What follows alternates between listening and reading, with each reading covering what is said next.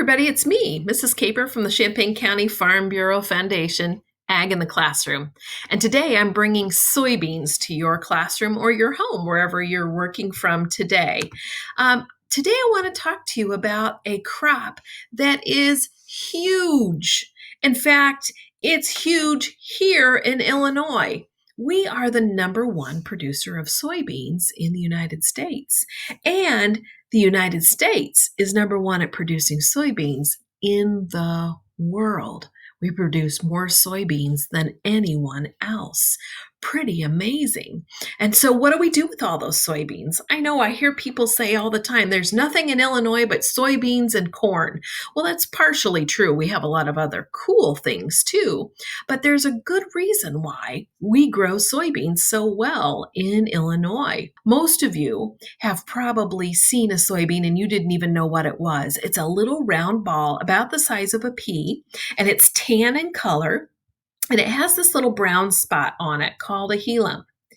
And when that seed is planted, the seed coat that's tan and has part of that hilum on it will soften up and open up. And inside of that seed coat, you'll find the cotyledon or first leaf or pair of leaves inside. And it's part of the seed that stores food for the embryo. Now, embryo, you may have heard that word. It's the baby. It's the part of seed that develops into a new plant, including the stem and the leaves and the roots. How do soybeans grow?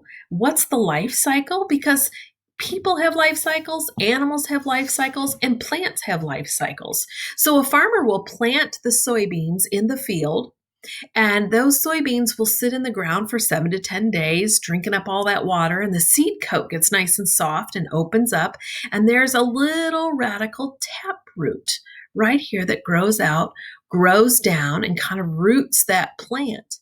Now, as that becomes more rooted, the leaves, the cotyledon, open up, and more roots are developed. Those are called lateral roots, and they grow stronger and deeper to hold that plant into place.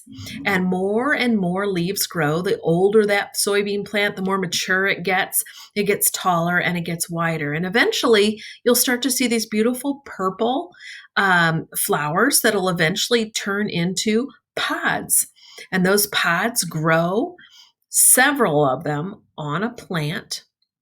And then during the fall, that plant turns brown and kind of crispy, and so do the soybeans in their pods, and then the farmer knows it's time to harvest those beans and get them out of the field. So let's take a look. Here's the planter, lots and lots of seeds that travel down and into the soil as those rows are prepared. And after a few days, they start to germinate or grow and push up through the ground. Like you saw in that little video, the roots are going down and the heads of the plants are coming up. And they're reaching for the sun and growing in nice, neat rows in the fields. And as they grow and mature, they'll eventually get purple flowers on them that turn into pods. And I always wonder, you might be thinking the same thing too, Mrs. Caper, what is all that hair on the bean, even on the stems? Well, that's a protective thing.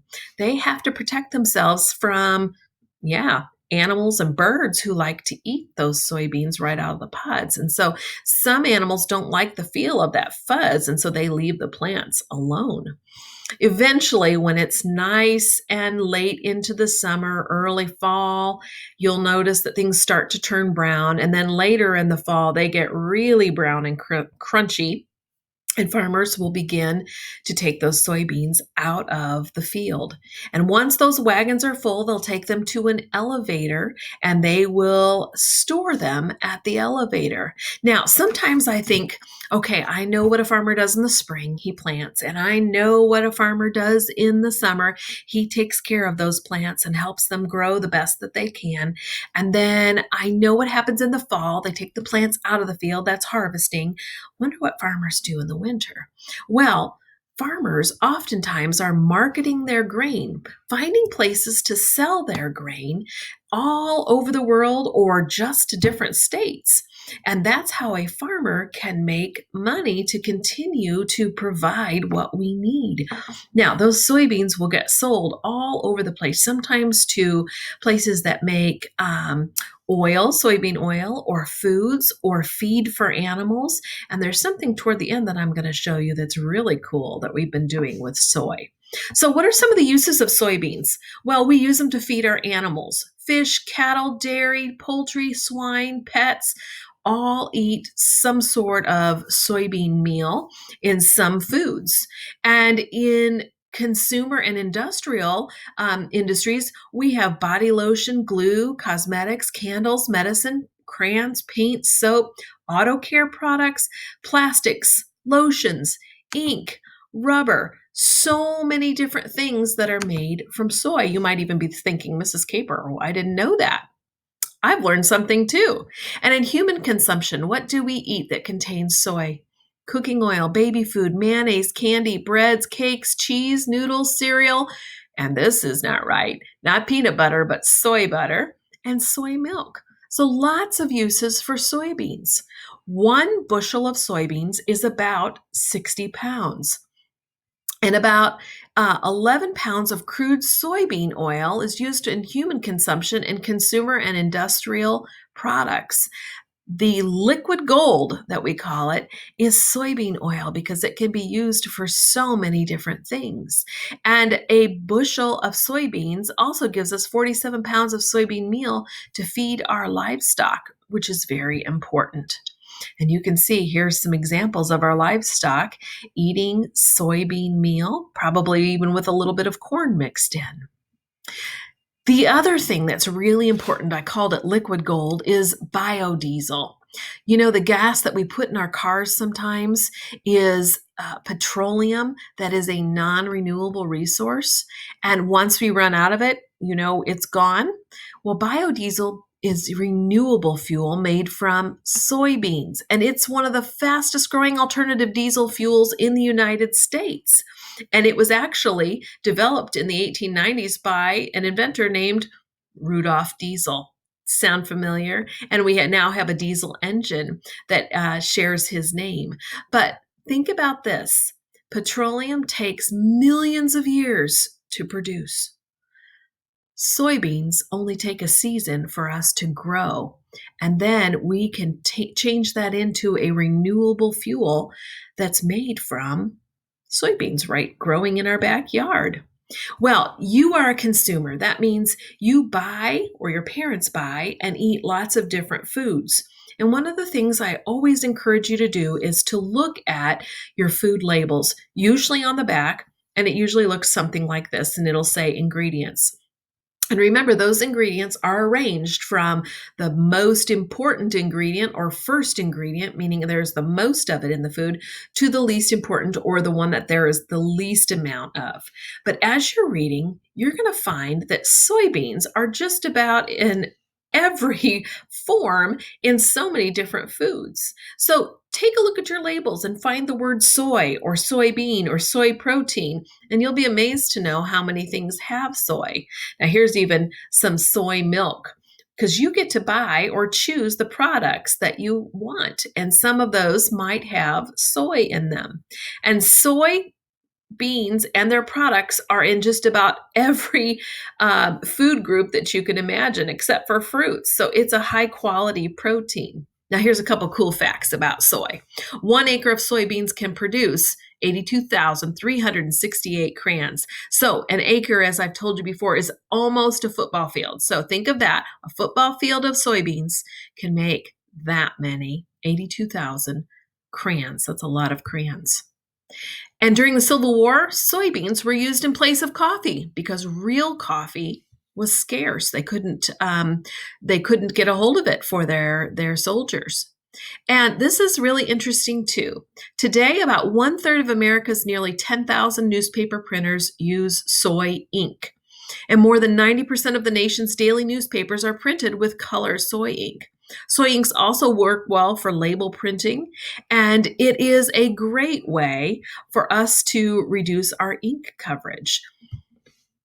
Now, I want to give you a little bit of history here because I find this to be really interesting. Um, and I love learning new things about people in our history. So I'm going to show you two people, George Washington Carver and Henry Ford.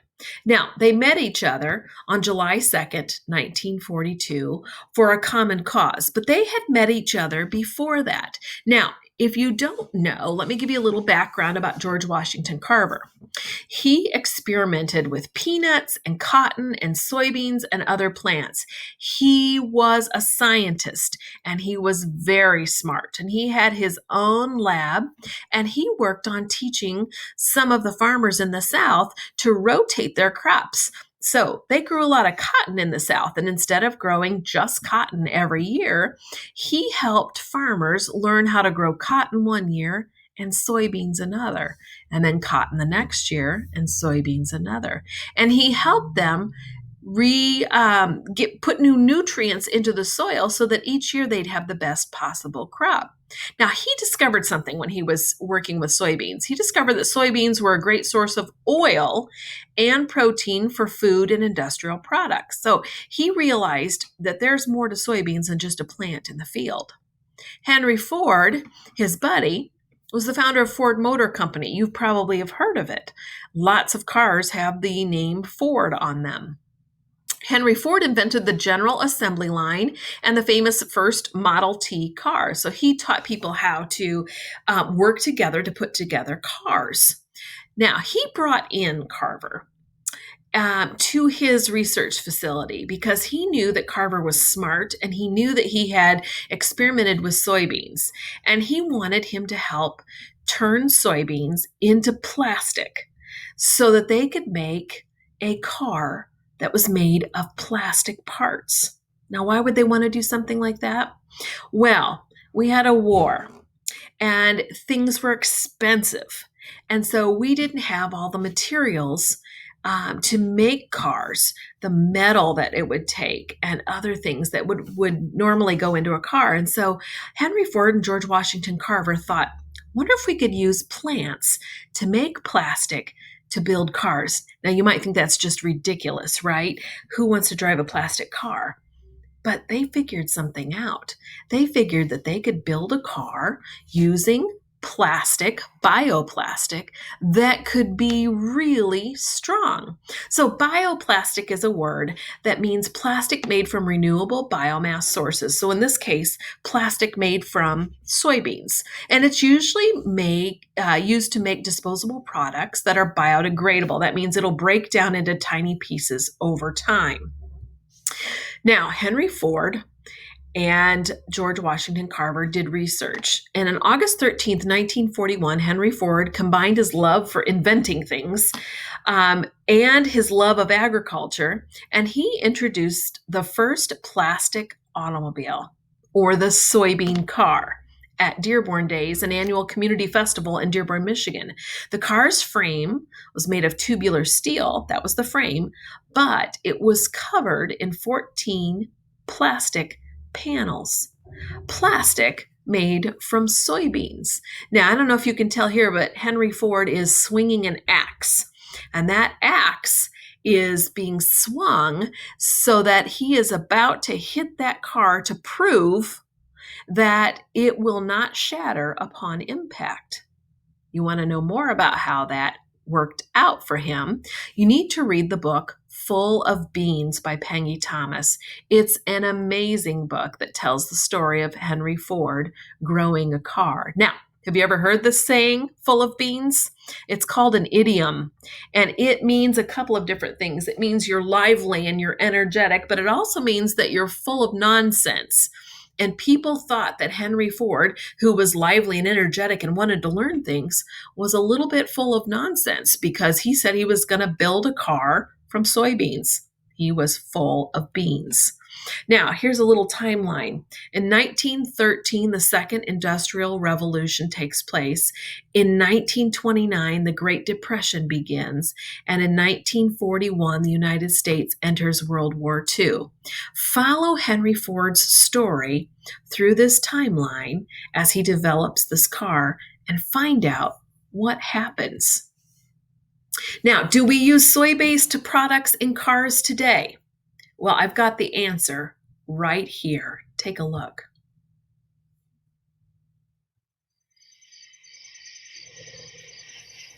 Literally, we were told over and over it could not be done. I always say we got thrown out of every conference room in the company, but I believed we had a responsibility to do it.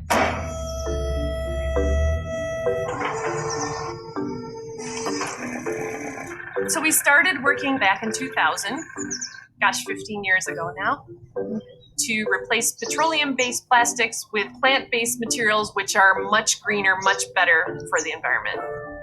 You can grow plants in 90 days. Petroleum is made over millions of years. Why are we using petroleum?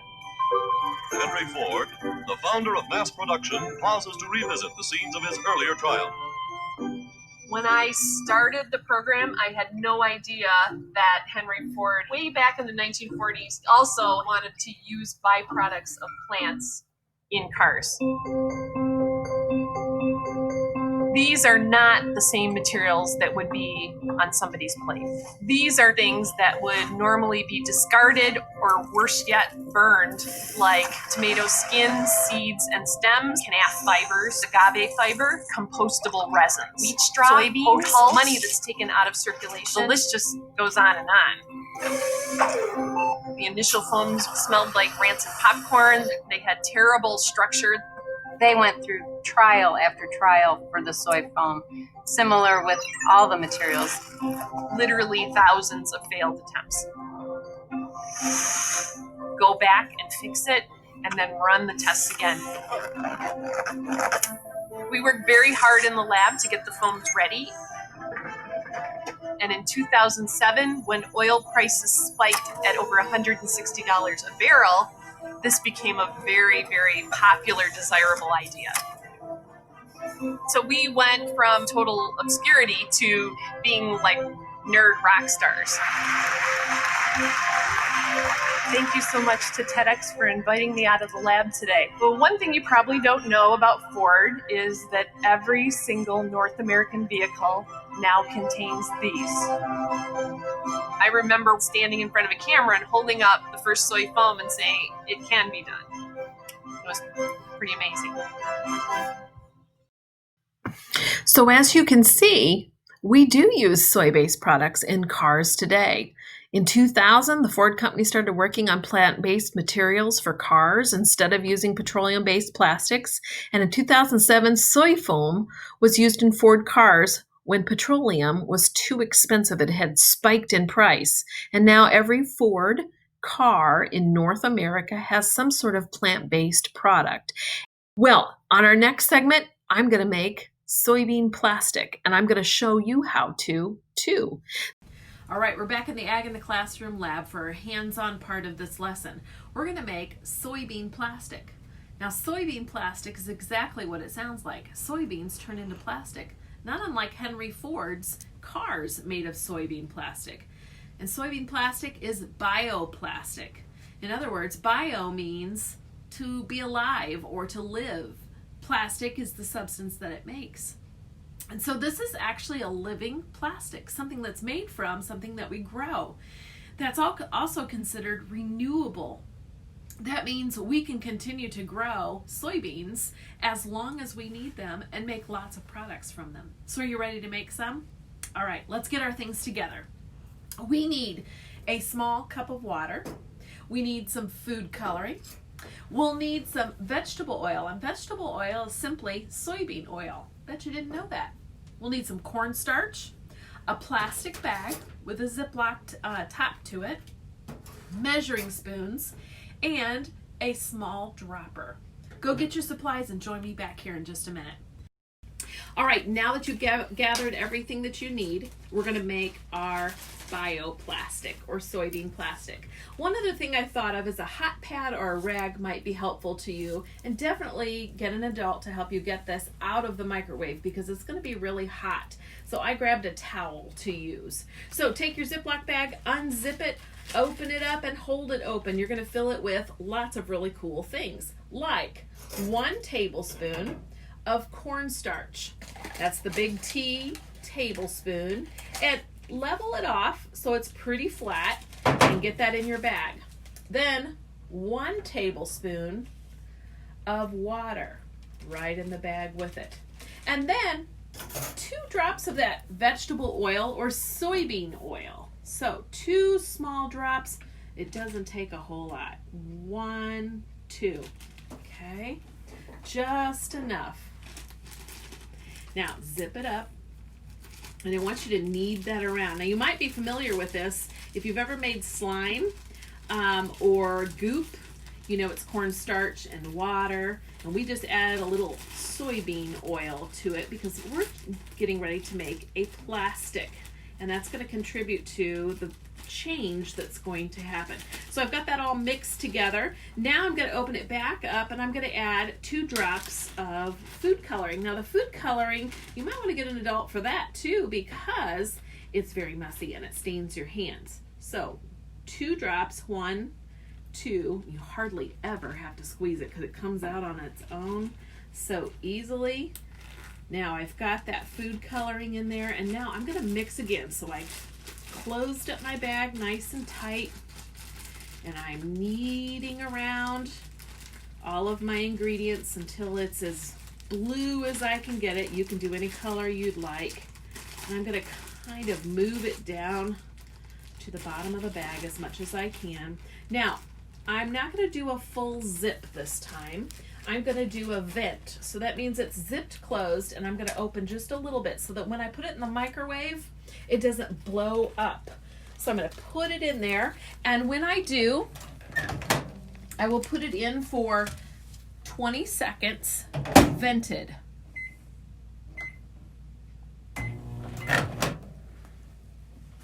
Now I'm going to use my hot pad to pick it up, or my towel to pick it up from the microwave. I'm going to bring it over here to my workstation and be really careful because the contents are hot. So I'm just going to give it a little pat here and make sure it's nice and mixed and cool. Now, if you can see that, you'll notice it almost looks translucent, and it is. It's like a little piece of plastic, and as it cools down, I'll be able to pull it out of the bag and show you what that actually looks like. But right at first, you don't want to touch it, okay? Because it still is very, very hot.